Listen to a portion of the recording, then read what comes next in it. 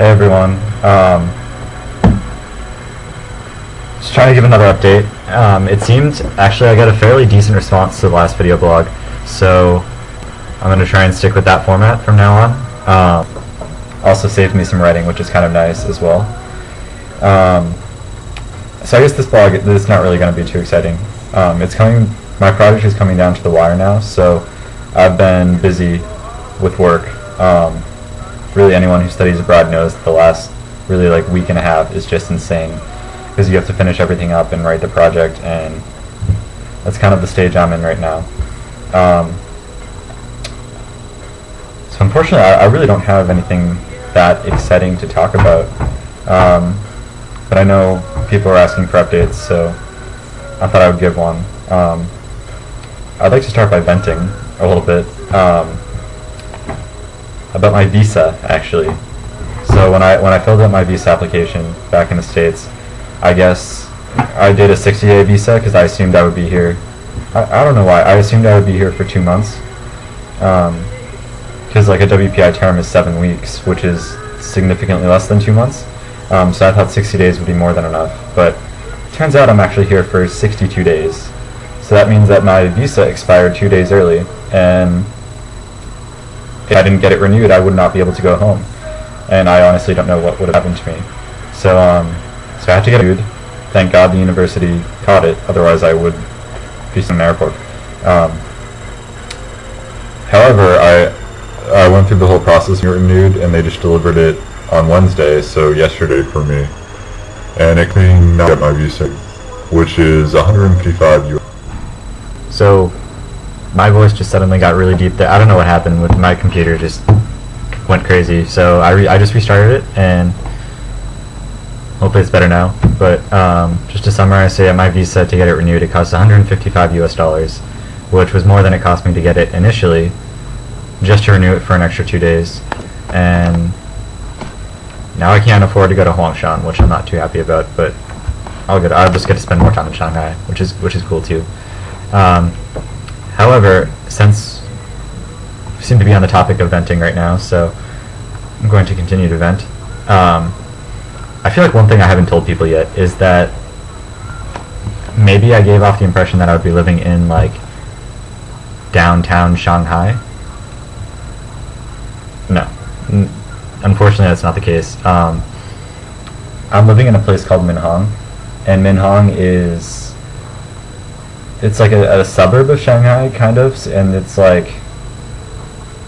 it's a college campus, and there are lots of people, but it's not like a U.S. college campus. There's there's just nothing to do. There are restaurants, but they're very Chinese, and there are definitely there's just not a lot to do, I guess. It's kind of bizarre, because you would expect if you live in a college campus with a college with over 20,000 kids in the U.S., there's usually going to be a lot going on, especially at night. But in Minhang, it's deserted. It's really weird. It's kind of eerie, and I think one of the reasons is because everyone has a curfew when you go to college in China, and you live in the dorm, and you have a dorm mother in every single dorm, as rather than an RA. And at midnight every single night, the dorm mother, she brings out this massive intimidating lock, chain, everything. It's ridiculous, and she bolts shut every single entrance and exit into the dorm. And I just so basically you can't stay out past 12, I think is the intention. And I'm just not really sure why, because we all have key cards. The door locks normally, and we can just use our key cards to get in. So it locks, but I don't know, I just don't get it. I think they want kids to be in studying. So I don't know, I feel a little bit less independent living here than I do when I'm at college in the US, which I'm not really sure I'm a fan of that.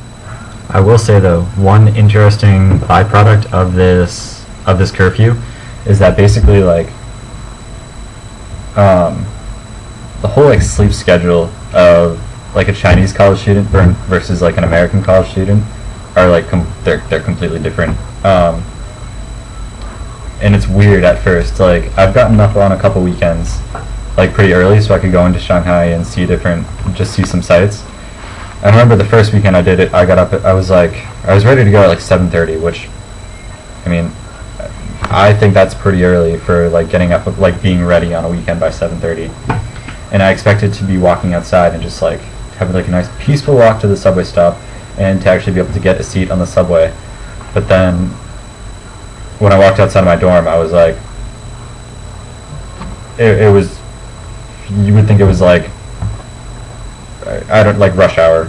There were people everywhere, everyone was chatting, people were exercising and biking around. Like, it was weird. I was shocked. Like, if I go into the WPI campus at 7:30 on a Saturday morning, I will be the only, it will be like ghost town.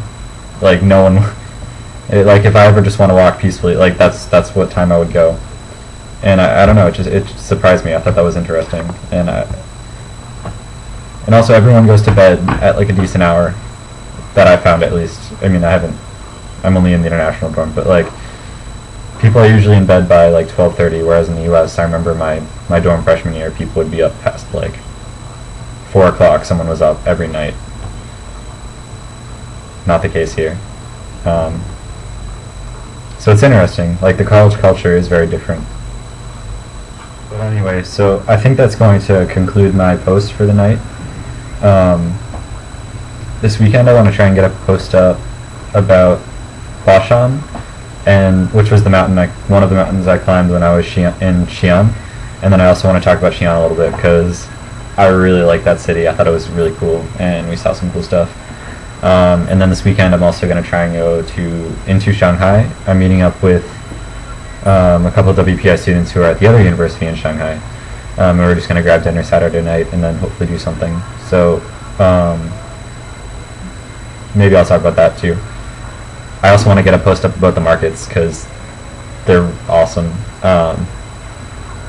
So yeah, look for those this weekend. And if there's anything you guys want to know, feel free to message me, and I'll try and do a post about it in like the short 2 weeks that I have remaining.